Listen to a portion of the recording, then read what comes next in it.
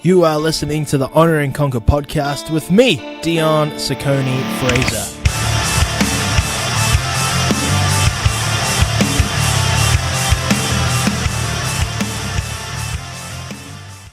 What are we talking about? How I met my wife. So she was a CrossFit coach at this gym, right? And I was like, when she was going, come on guys, push it, keep pushing. I'm like, what the fuck are you talking about? Like, what are you doing? You know what I mean? For those of you who don't know, Andrea Ager is on the podcast right now, CrossFit icon. I remember we were talking about this off air and I'm like, this is too good to not talk about. What an introduction. Yeah, the CrossFit icon. It's funny because when I first started CrossFit, we were just talking about, one of the first videos that I saw of you was you doing the bear complex with 135. I was like, man, that's magic. That's tough, man. I can't even bloody do that. You know what I mean? And at that time, I was 185 pounds. Now I'm 265 pounds. So like that was when I stopped fighting. Then I found CrossFit and I went full on into CrossFit, just started lifting and all that kind of jazz. Yeah. But yeah. Anyway, thanks for being on the show. I'm happy to be here. It's like three years and I still haven't perfected the intro. As long as you just turn on the mics, I guess there's nothing really else to do. Yeah, that's kind of how it goes. It's all good. But so she was my CrossFit coach and I'm like, who is this crazy lady like yelling at everyone? Like just do the work, pack up, you go home. But as I got to know her and she became my personal strength and conditioning coach for my last fight in New Zealand, and I lived with her and she was teaching me everything, and then one thing led to another and we started dating, and we started dating on New Year's about 5 years ago now. So this is craziness. And then I proposed to her outside of the old CrossFit gym that she used to teach at CrossFit Balance in Washington, D.C. So I proposed to her. She thankfully said yes, and got married, all that kind of jazz. But I know I've got a whole bunch of questions that I wanted to ask you, but right now I kind of wanted to, how did you meet your fiance? I love it. I was reading the messages out loud that you had sent me to my girlfriend, and I was like, he said that he loves love. I'm like, what kind of guy says that? And I'm like, no, it's pretty rare to hear guys just say, I love love. What are you talking about? Like me and my wife, we love it. We love to hear about how people start their relationships. Honestly, I love hearing it. Like I always tell people, being married rules. You know what I mean? I love being married. I love wearing this ring on my finger. You know what I mean? And I love doing it. So whenever I hear people getting engaged, I want to know all the details. Like, how did this even happen? I can't wait for the day. When's the wedding date? You know what I mean? So how did you meet your fiance? Okay, so his name's Peter, and I met Peter a couple of years ago. We were friends for a long time before we started dating. I think that's, the best way to go. I think that, you can make it work either way, but I guess to even go further back was I got really involved with Faith RX, with the ministry, the connection between CrossFit and how to, bring your faith into life in your training world. And I got connected with that and started teaching the gymnastics portion of their Iron Sharpen Iron camps. And at first I just came on as a coach and really wasn't much more than that. I was traveling with them, states and states and states, just teaching 3-day camp. It's like basically like a retreat. Gotcha. So it's like a faith retreat, but you add a CrossFit in there. And then I started really wanting to lead some small groups. And I started like assistant leading some small groups. And one of the first ones that I taught, basically my mentor at the time that started Faith RX, Becky Konzelman, she had mentored a girl 10 years ago.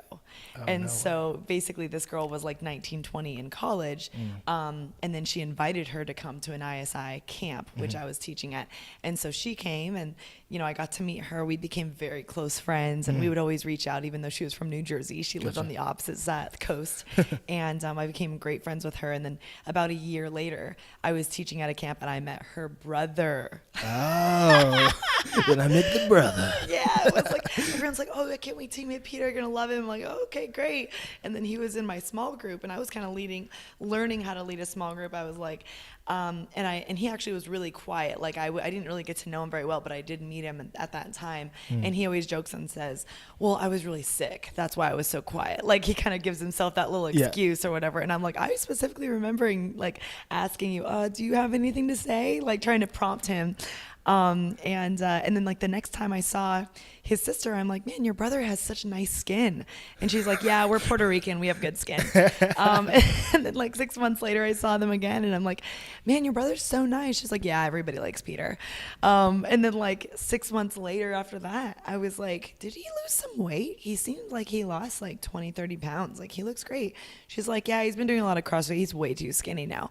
And like, you know, we're just joking around. And she's like, do you like him or something? I'm like, I don't know. I don't know. Oh, no. Just asking about his welfare, you know? Yeah, exactly. Just making conversation. Yeah. You guys are super close.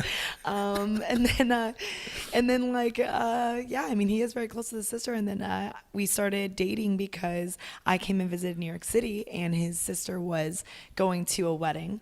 And so she was out of town and I had expected her to kind of hang out with me and show me around. And she's like, Peter, you should show Andrew around. And he's honestly very, he's not shy, but he's quiet. He's friendly though. Yeah. And he's like, okay, well, if she reaches out, I'll show her around. So of course, you know me, I'm like, yeah, like, can you hang out? Like, I just reach out right away, text, whatever. And okay. So, and then he was kind of showing me around and stuff. And then I was like staying up with him until 3 a.m, just talking. Oh, that's and magic. Then he would drive back to his house, whatever. And I'm like, can you hang out tomorrow? Like I'd teach a seminar and then, you know, hang out until like 3 a.m, just talking. I'm like, wow, this guy's really awesome. And then by the end of the, you know, weekend of just spend time together and being tourists and stuff, I was like, oh crap, who's gonna tell your sister, me or you? And we started dating long distance, and it was about four or 5 months of just doing that long distance grind, and it was tough, man. It really was, but you know, it ended up being really worth it. I know that it's tough when you go through breakups like that because it's always like, who's gonna move, where, how are we gonna make this work, and is it worth changing our lives and moving all over? And in this case, both of us didn't want to move. We're both very connected and grounded and, you know, unified in where we lived, our careers. And I didn't want to move from Denver, Colorado. He didn't want to move from New Jersey. And I was like, guess this isn't going to work out then. You know, it's just like, no way. And then finally he was like, okay, you know what? I would move to Colorado. I needed to like take out my pride, you know, and I would move to make this work. And I'm like, okay, you know what? I would too. Now let's kind of pray about it and kind of see what comes next. Yeah. And then it was crazy. Within that conversation, about 3 weeks after that, I got offered a job opportunity in Queens, New York City. And then after that, a week later, I got offered to be on a CrossFit Games team that was going to go try to win the games last year in 2016. And I at first I kept saying no, but then once I saw everything that was coming together, I totally believed, wow, this is God just totally working, and I need to just take this leap of faith. So moved out there. Nothing was easy. Everything was expensive. Nothing was, you know, working out the way I thought it should. And, you know, the job was great, but ended up not working there anymore. And then, you know, things were changing. We got 4th at the CrossFit Games, which we were very happy with, but it was hard to maintain a relationship while training full time and being exhausted. But he commuted back and forth between New York and New Jersey 4 times a week. We still have never spent the night together, and he would always just drive back to New Jersey and go back to work the next morning like 5 a.m. Like, he was a trooper. And then our friends just said, why doesn't he just move here? He could just move into my living room, just like, let's, you know, doing the New York thing. And he moved in with our friend that lives down the street from me, and we've been neighbors for like the last year. And it's been so fun.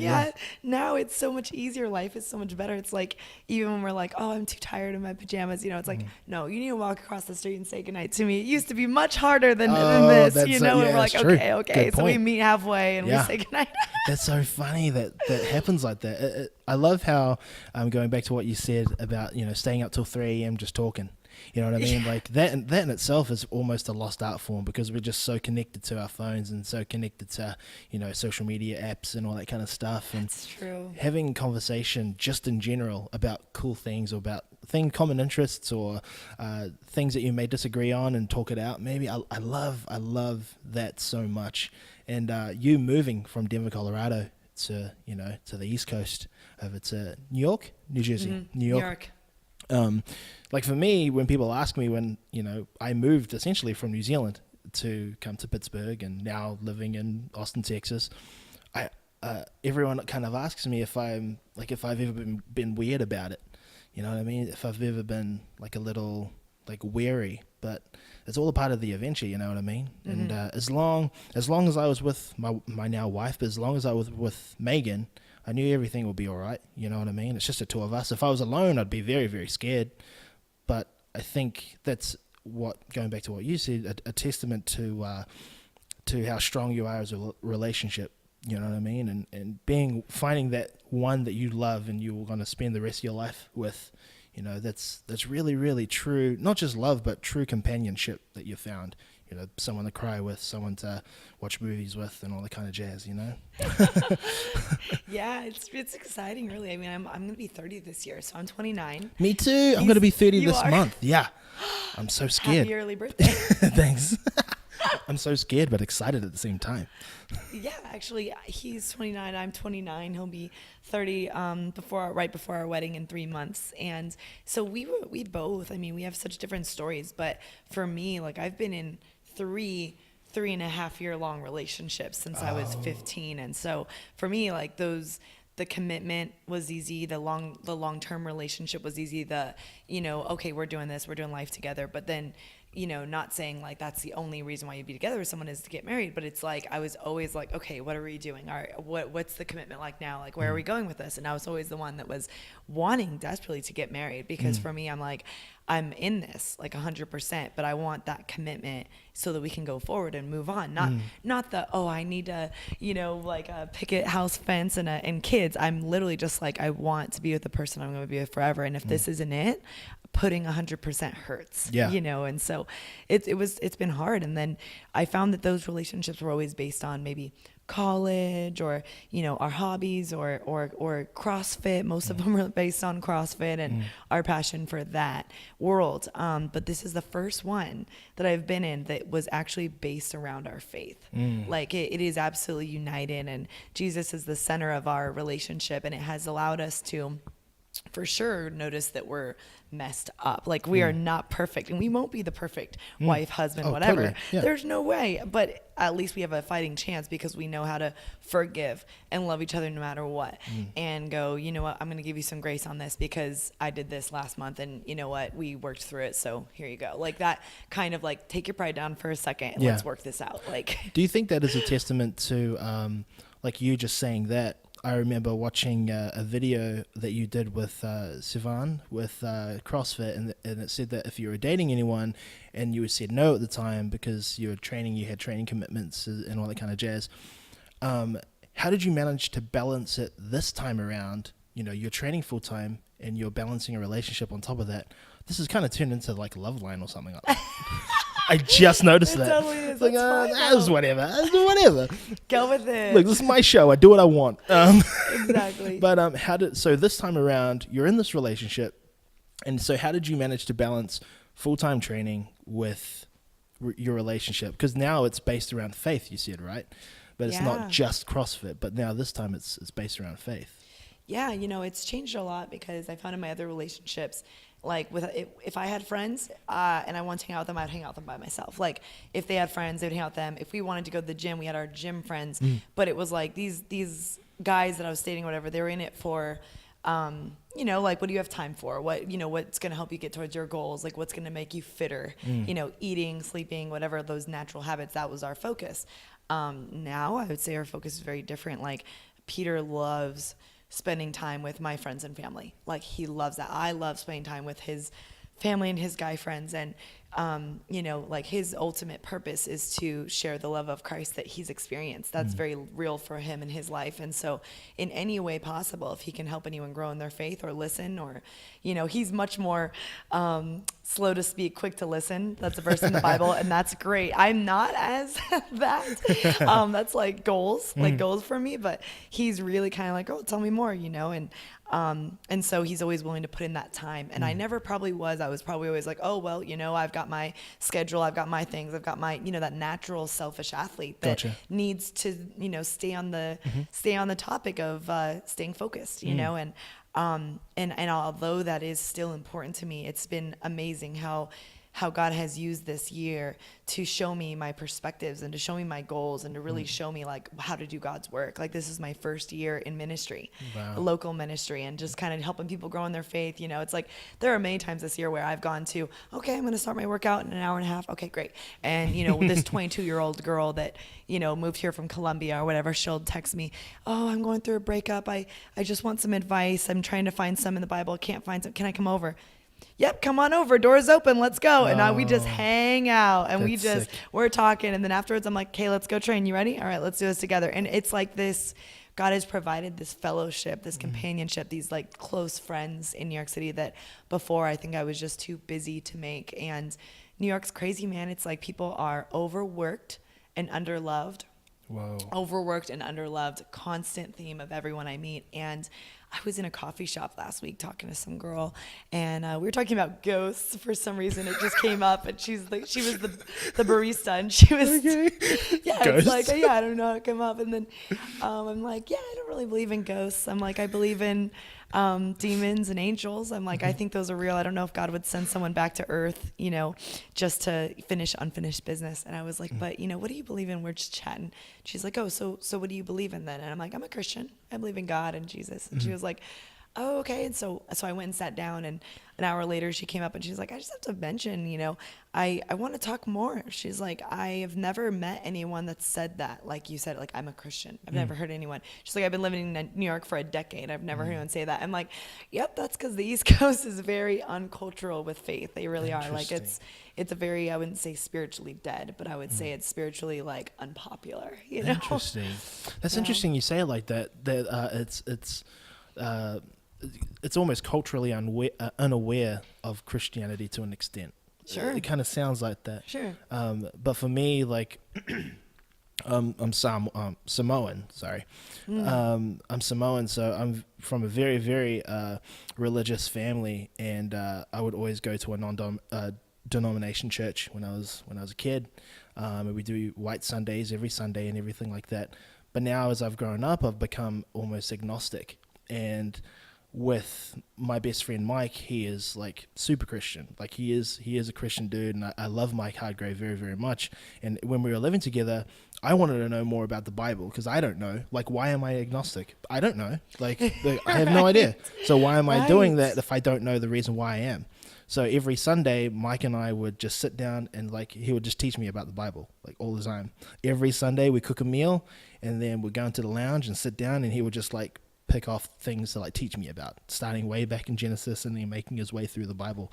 And I think it's because I myself as a person have like trust issues. I'm an only child, and my mother's a solo parent, so it's always just been my mum and I ever since I was a kid, you know what I mean?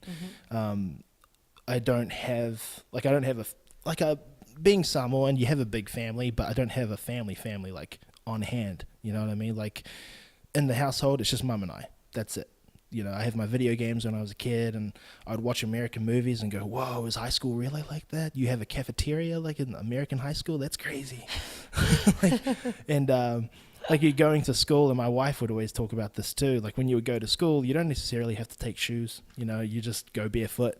Just go barefoot to school if you wanted to, and your school bag, if you can't afford a school bag, just put it in the grocery like a plastic bag from the grocery store. Like you put your arms through the loops, the carriers, that's your backpack.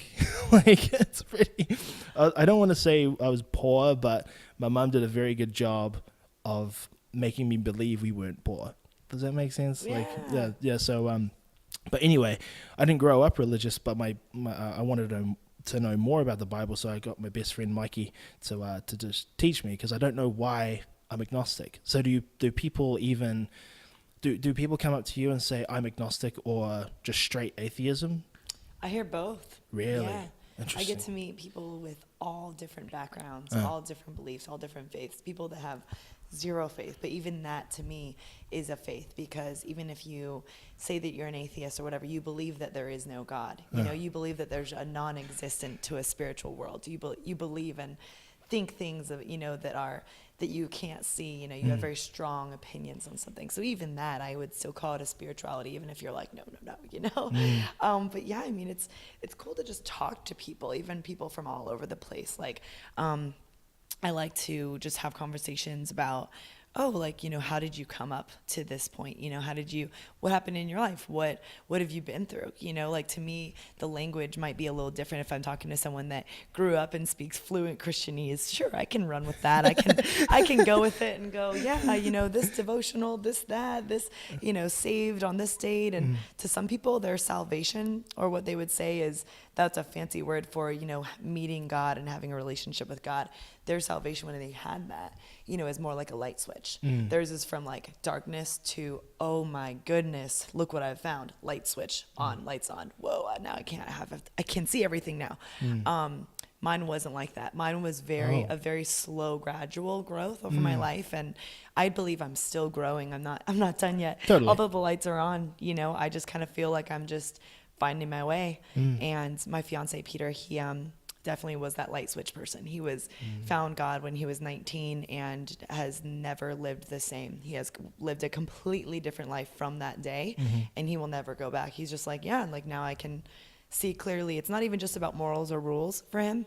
He's just like, yeah, I'm forever changed, and for me, I'm like, I don't know what day that was. Like, well, seventh grade, I did this and this when I was at 15, and when I was 18. And for me, it was like when I got to college, I picked going to church, and I did that on my own. And, but church isn't everything. There could be people that are believers that don't go to church, and there are people that go to church every Sunday, but really dive into small groups or having believer friends, or, have people to spur each other on. And that's what I love, is that fellowship, that united of close friends and doing things together. And I believe my faith wouldn't have like rocketed and taken form to what it is now, and without friends that really truly were ready to like walk with me in my life and through my problems and give me answers for things with like a godly sense of mind, a godly mindset. Because constantly I'll have problems, and if it's friends that are giving me advice that are kind of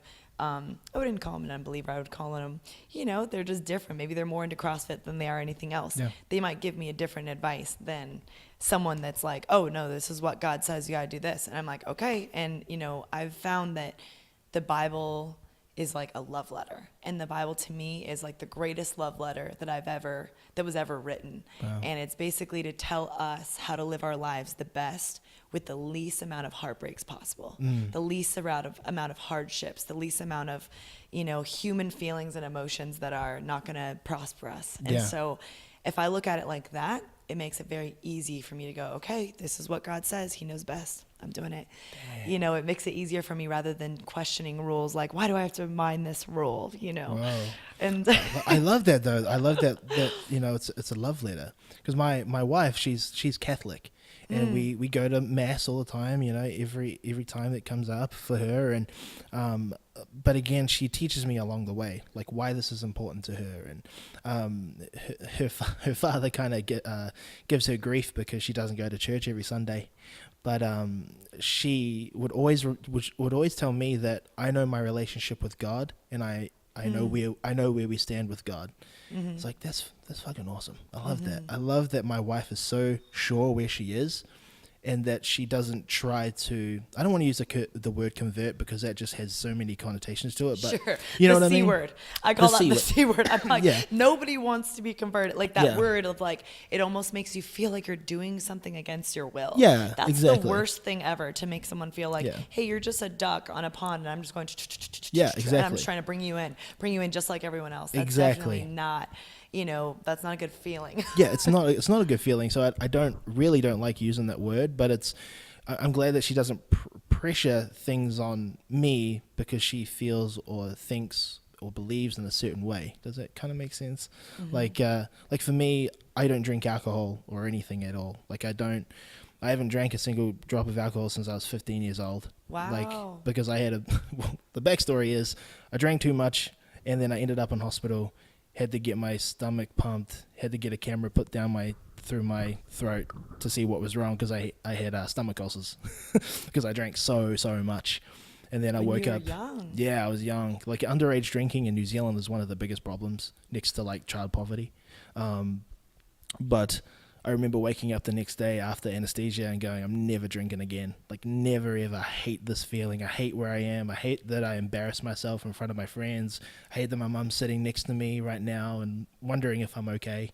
So I was like, I hate that. I'm not going to drink again. So I just didn't, you know what I mean? But that 15 years. Yeah, man. Yeah, it's gnarly. But I would never tell my wife to not drink. You know, she loves going to, yeah, you know what I mean? Like, she loves her wines. She loves her salves.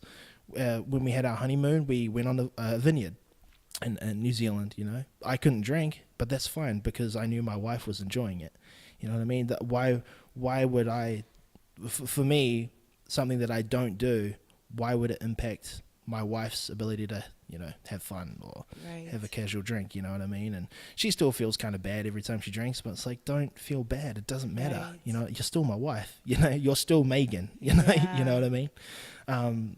There's another question I want to ask you because my wife and I, we always kind of, not argue, but we always talk about it. Would you change your last name for Peter? Would you change your last name? Absolutely, 100%. Yeah. 100%. Yeah. It's one of those things that's like, you know, everyone's been asking me actually recently. Of course, that's because I'm going to be married in 3 months. But it's been like, you know, I've even built a career off of my last name. Like, they started calling me Ager Bomb like 1 year into CrossFit, and that was 7 years ago. So that nickname has totally stuck. I mean, announcers at the CrossFit Games are saying, Ager Bomb coming in to do the power cleans. She's got 7 reps. Ager Bomb, let's go, whatever. And I'm like, wow, this name has stuck like glue. Yeah. It might as well be written on my birth certificate. Yeah, you pretty know? much. Yeah, that's right.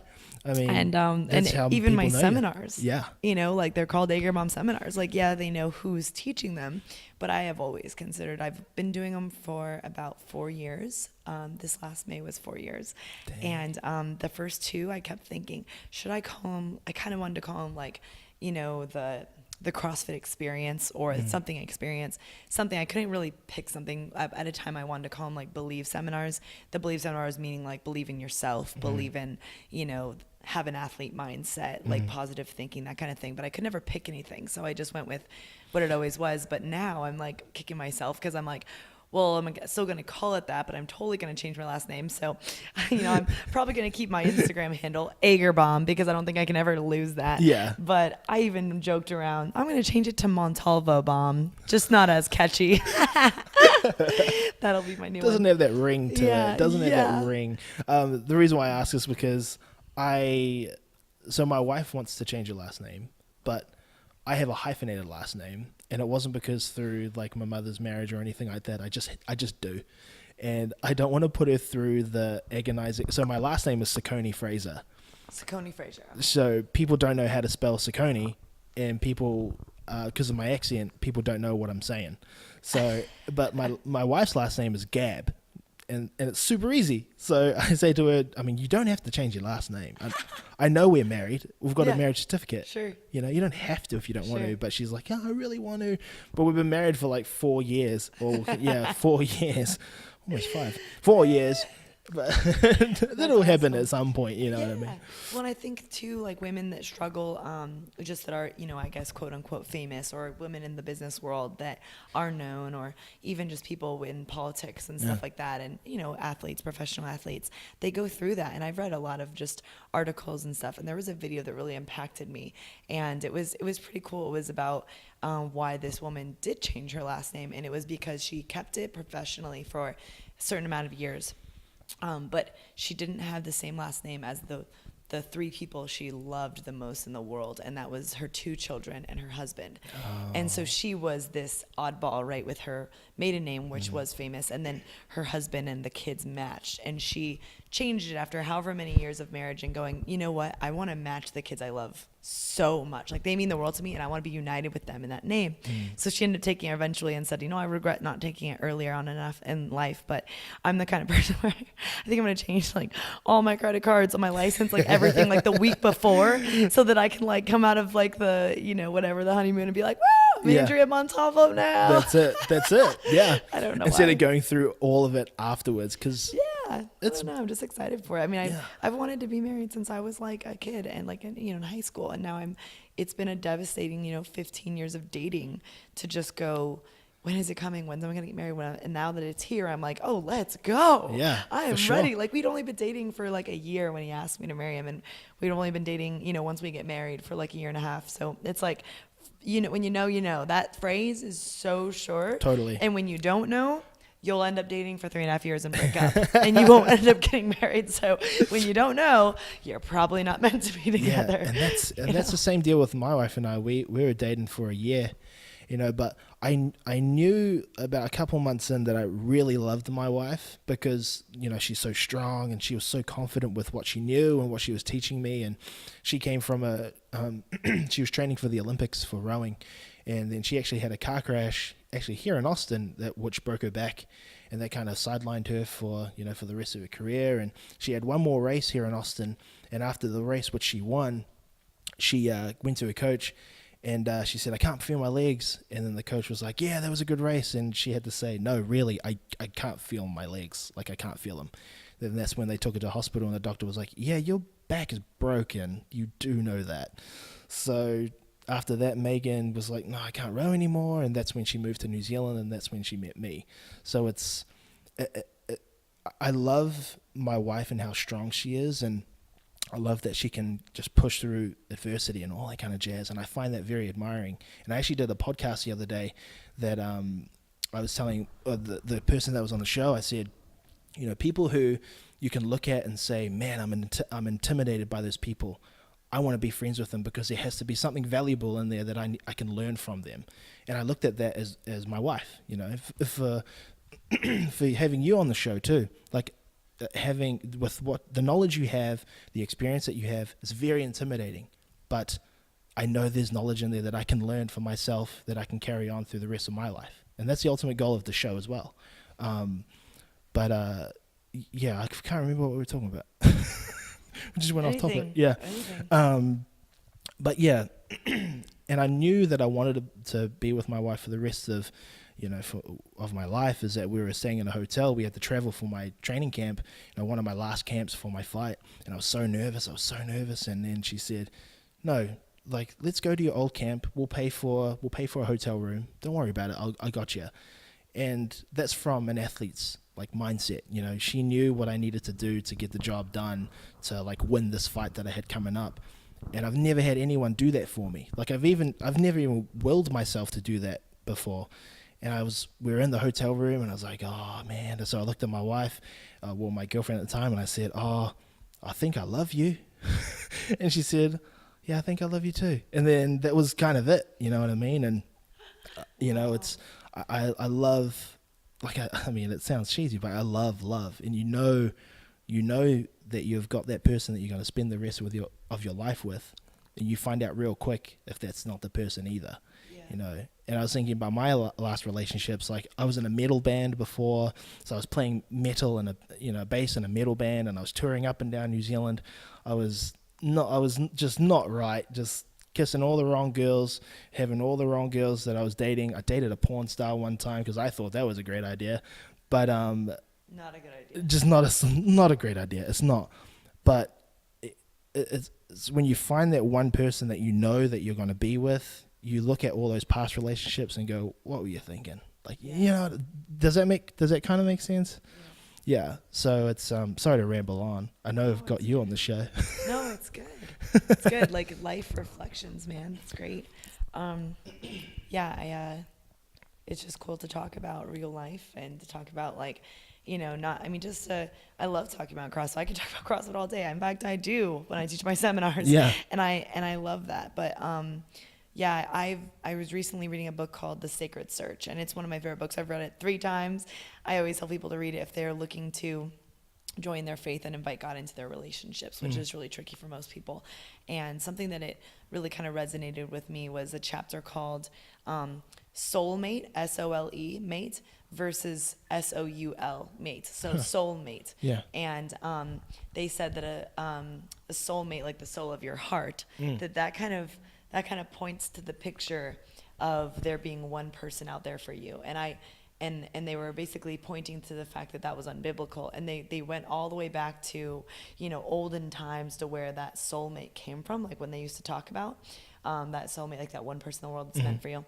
And it came from this old story that was, I don't know, like around the time when like Hercules and Zeus and those old stories. And it was painted a picture of humans that were so, they were so dependent on each other that it was actually this ball of a human or a creature, and then it was split into two, and then all of these creatures were spread apart, and they were so independent and they couldn't do anything on their own, so they would like be, they were mixed together, and then in the godly realm or whatever was happening in this story, they ended up finding that one person that completed them, but the only reason why they completed each other was because they couldn't do it without each other, and they were actually split at birth or whatever, so when they came together, it was like they were perfect or they were full or completed.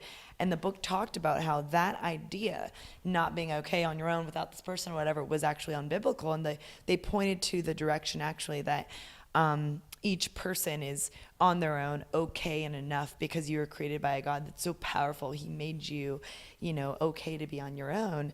And then if you found someone that is a soulmate, SOLE, like the bottom of your shoe, that soulmate just means that it was someone that's going to walk through life with you on your souls. Like they're gonna complement you, and that you guys can do things together and you're compatible and you can work together for the glory of God. But you're not incomplete with each other, and that God is the only thing that completes us. And so it was a really cool chapter for me to see, because I thought, you know what, that makes sense. I think I could have been happy with anyone else.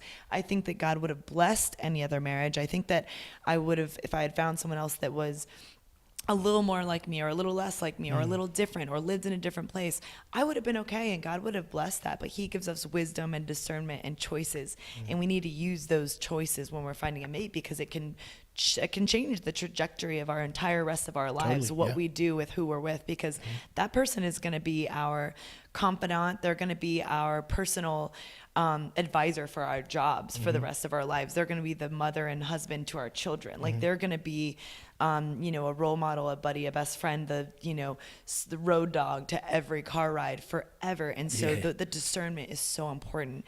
And that kind of made me sad when I was reading that years ago, because I was basically saying to Peter, I'm like, so you think you could have made it work with anyone else? And here I am wanting and desiring that feeling of me being the only one for him, and him having to kind of break it to me. He's like, I think I would have been okay. And he was like, but don't worry, I'm really glad it's you. Yeah. And I just remember being in tears going, you know what? Okay. If God is really my glue and he is really first, then I would have been okay.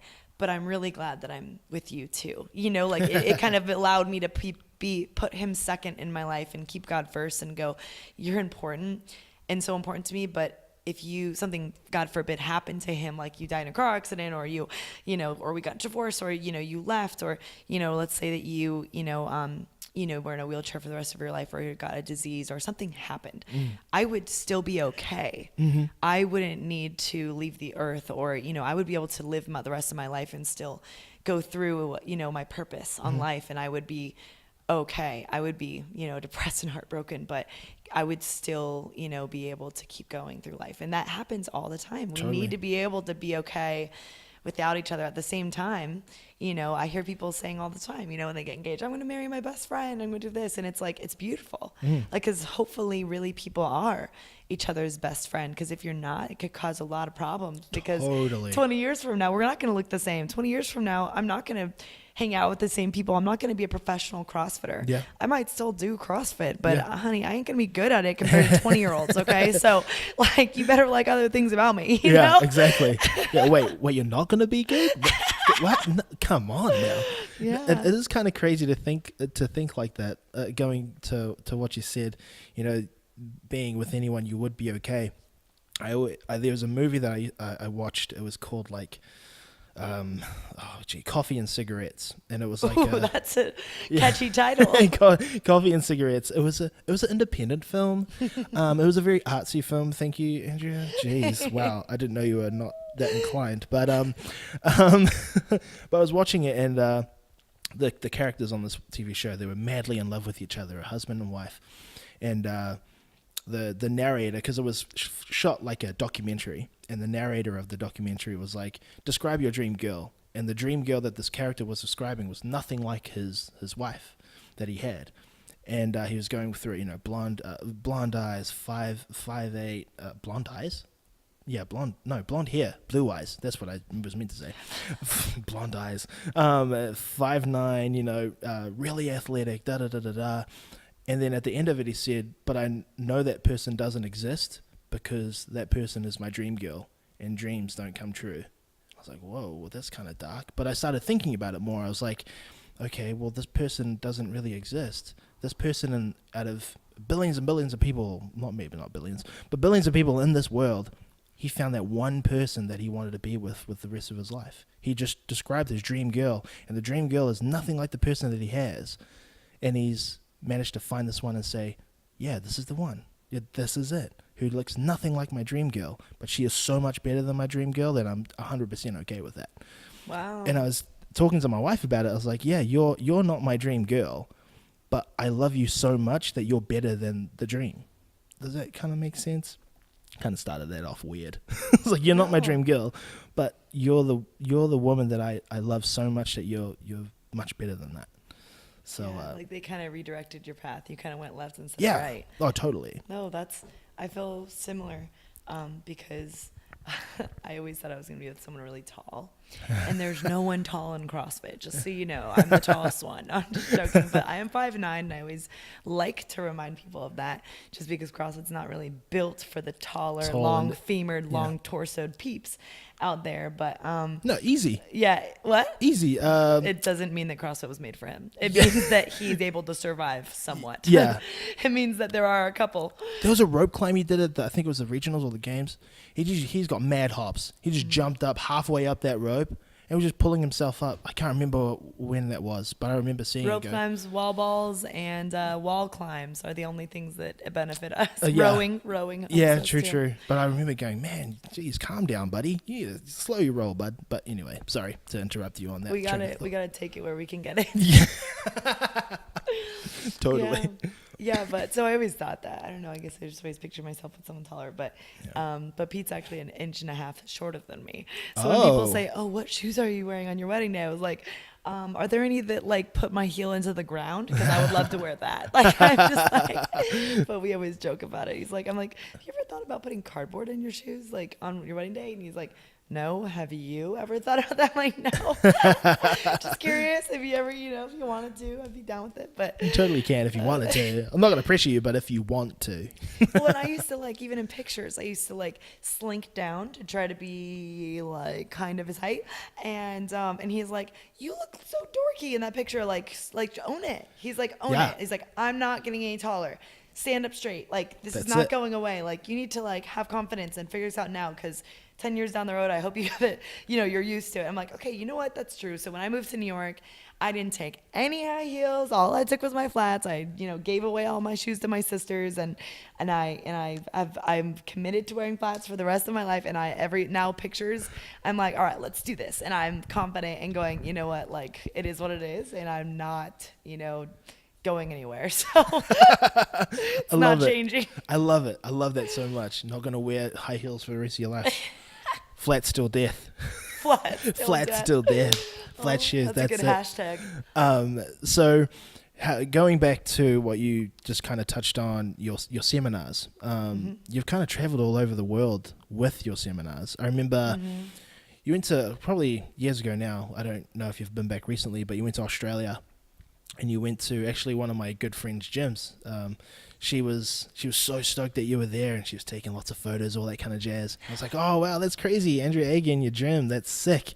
But so describe with me, or to our listeners, I mean it's just two of us in the room, but the path that you took on creating your seminars. Always has to start somewhere. You know what I mean? Sure. And so when did the idea kind of come about, and when were you like, yeah, let's do it. I'm going to do it. I'm going to travel full time with this, or whatever it is. You know what? It was not my plan. It was God's plan. And I can confidently say that, now that I get it and I see the full picture, I'm just like, wow, God, you really did a lot with those, because I never wanted to do that. I never thought I was going to do that. It never came into my heart to oh, you know what? I want to teach these full day things. It was literally I wanted to be the full-time athlete. I wanted to be the one standing on top of the podium. I wanted to qualify for the CrossFit Games and be the competitor that I've always been. That's always been my life, is to try to be the best I can. And I grew up running track and field, playing volleyball and swimming my whole life. And so here I am going, I can jump, I can move, I can run, I can swim, like put me in the games, you know, and figuring out how to lift and how to do high skill gymnastics has been an amazing journey because it's not something that I grew up doing, but through the last 7 years, like drilling those weaknesses has been a huge joy for me. And in 2013, after coming very close to making it 2 years in a row, very close, but being, you know, somewhat very disappointed as well by coming short just a few points of qualifying at the SoCal Regionals. After that year, a bunch of gyms started calling me and my manager as well, and writing into our website and saying, "Can Andrea come teach at our gym? Because we know she's not busy." Oh, what the heck? I'm like, you jerks. I'm like, well, yeah, I guess you're right. I will come to your gym. And like I spent the summer after regionals. I spent the summer after regionals training at different people's gyms, teaching an hour class, 2 hour classes and you know, it became something where everyone would ask the same questions. They'd ask, what's your nutrition? What's your background? How did you know that you wanted to compete in CrossFit? What is your advice for someone that wants to compete? And on top of that, what is your faith? How does that play a part? And so throughout the last 4 years of teaching these, I started just skipping asking questions and putting a Q&A out there. And I started just going, hey guys, here's my story. Listen up, let's go. And so now it's like, it's a games experience. I talk about competing a lot. I talk about God a lot. I talk about the true, honest feelings on the inside of someone that makes it, doesn't make it, makes it, doesn't make it. And I think that I'm somewhat known for that, for this, I guess, perseverance and whether, you know, whether the sport is getting so heavy and so high skilled and, you know, I feel has become so hard to compete in, I'm never going to give up. Like those dreams aren't gone. Yeah. Like they're not disappearing overnight and going, oh, now I just want to be a housewife. It's like, they're still very real to me. And so I get to tell people of my experience, and I get to tell people about things I think and what I know and what I want to find out still. And I'm coachable, and I tell people to remain coachable and to always be learning. That's like my favorite hashtag, always be learning, because you need to be open. And hopefully these people will stay their whole lives, you know. And there was a time in my life where I didn't believe I was worthy of my dreams. And I tell them, you are worthy of your dreams. Like, chase after them. And it might seem like the worst thing is to give it your 100% and come up short. But that's not the worst thing. The worst thing is to not try and never know. Yeah, 100%. Yeah. It's funny you kind of touch on that, because that's, I mean, it's obviously on a lower level, but for me, like running this podcast and reaching out to guests, like even when I was contacting you, I reached out to you and I was like, Andrea's not going to do this podcast. No bloody way is she going to do the show. But I don't know. Like, I don't know what you're thinking, but I know what I'm thinking, and I really want her on the show. So what's the harm in just asking the question if she could? You know what I mean? And I think that's half the battle that most people is very hard to write down goals or envision certain things, because they're not asking just a simple question of if they can and what do I need to get the goal done. Does that kind of make sense? We always create stories in our heads of just the negative stuff. Like we're very good on being our worst critic. You know, we're very good at being harsh on ourselves, but we're not very good at giving ourselves positive reinforcement or how to complete certain things. So I love that you have I love that you've experienced that, you've kind of molded it into your own, and that you're passing it on to other people. And what I noticed for you, I don't know if you would you consider yourself the underdog, like all the time in competitions? I'm not sure. Yeah. I'm not sure. But I love how your connection with people. Like I love seeing that you're super stoked all the time with people who make their first muscle up or make their first handstand push up or something else along those lines. I love that you're there. You're actively there. You're not just there and going, yeah, well done, that's great. You know, yeah, another first. Okay, let's go to the next gym. But you're actively there, present with them, going, yes, I can't believe that you've completed this goal, and you know, with the that we are here together, and we kind of egged you on to do it, and you weren't kind of sure, but you did it. I'm so stoked for you. I'm so happy. And I see that in all of the seminars that you do, like all the videos that you post on your Instagram story, on your Instagram page. You're just so stoked, and you're so actively listening, because listening in itself is very hard.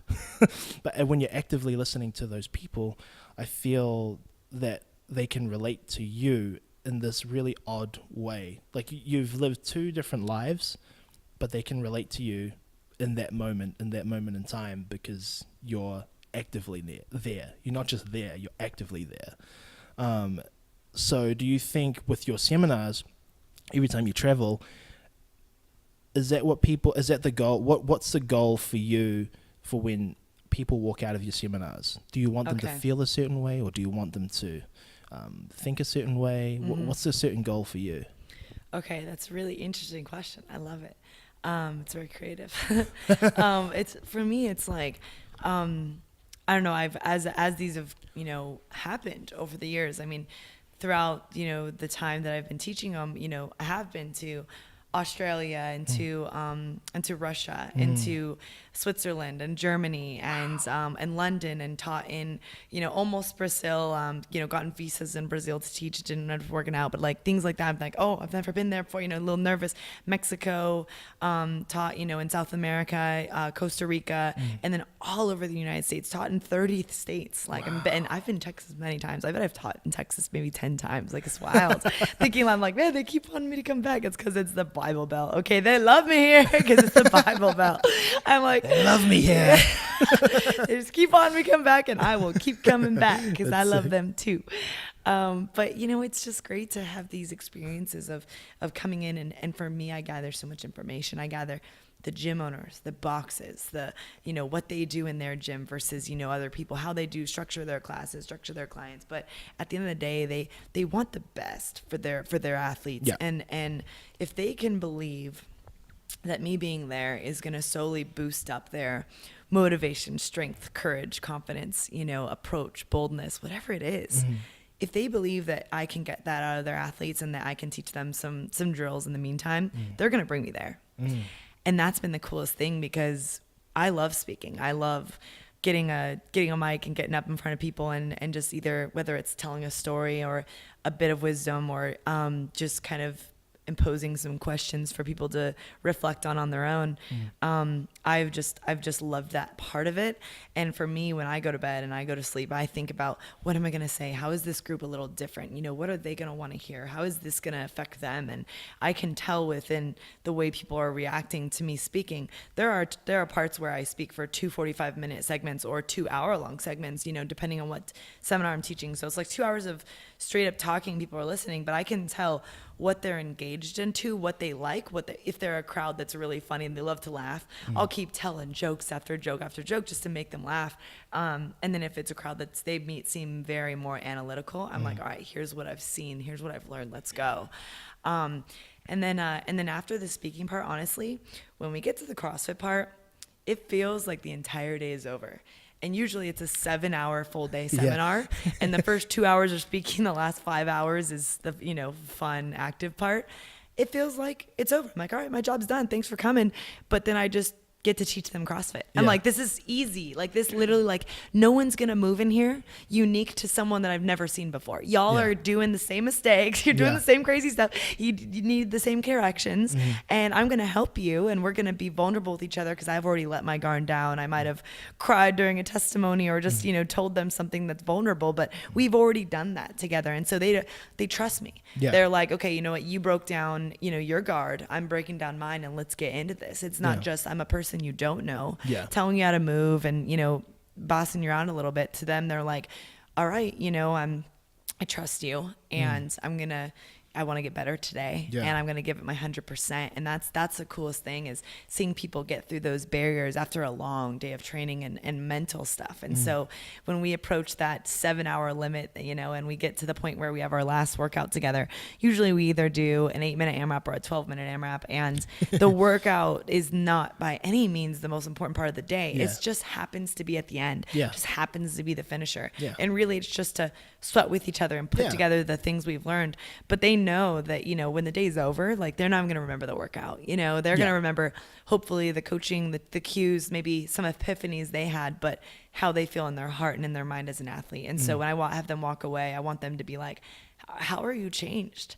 How are you going to be different? Like, what are you going to teach someone this week? Like, what are you going to change in your training? What are you going to change in your mindset when you approach a barbell or when you think you can't do something? How are you going to get tough next time? You know, so I definitely would much rather them, you know, take away that, you know, impactedness of living different, you know, than like just moving different. There's going to be both, but one's significantly more important, right? Yeah, for sure. 100%. It is you're completely right about that. You're not going to, you're going to remember the workout, but by no means are you going to forget about what you had throughout the day. Like the workout is there. I completely agree. It's just a way to sweat with each other. You know, I call it a hashtag sweat party. But it is a way to just like after that seminar's done or the day's done, you want to do your workout. It's just to get it out of your system. You know, you've been sitting and listening for a long time. It's just get the body moving. You know what I mean? Yeah. So I guess for the last question to kind of close out this podcast, and it's a fun question I just love asking everyone is, how do you define success? Oh my gosh. I don't know. I don't know if there is a definition, I guess, of success. Gosh, that's hard. You hit me with a hard one. I guess to close out, I would say, it's gonna get real. Okay. I would say that the world defines success as money and power. Mm-hmm. And I think that is the death of spirituality because people put those things first. And especially where I live, I'm just used to it. But I would say being able to love people that are unlovable, that treat you in a tough way, and you have to love them no matter what. I'd say showing God's love and being obedient to what he wants us to live and how he wants us to impact people is really important. But I would say success is like making an impact and loving on people. Sick. I love it. Cool. That's a good answer. Cool. Solid answer. Got deep. We got deep throughout this entire podcast, basically. That was good. Thank you so much. And I didn't even need my notes. I didn't even look at my book that one time, which is good. But thank you very much, Andrea, for being on the show. I truly appreciate you taking the time out of your day to jump on this very glorious clubhouse that we have here. But Look forward to playing it back. For sure. Thank you. All right.